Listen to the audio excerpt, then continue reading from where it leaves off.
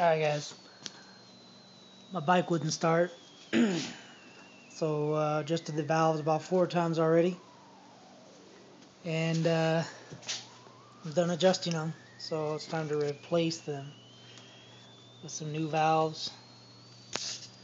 And since I got the top end off, I'm just going to replace the piston and everything.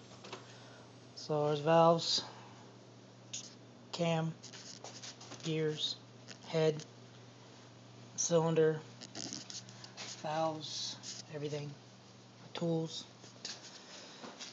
And here's my bike. Her name's Danica. It's Danica Patrick. Because I wouldn't mind riding a little Danica.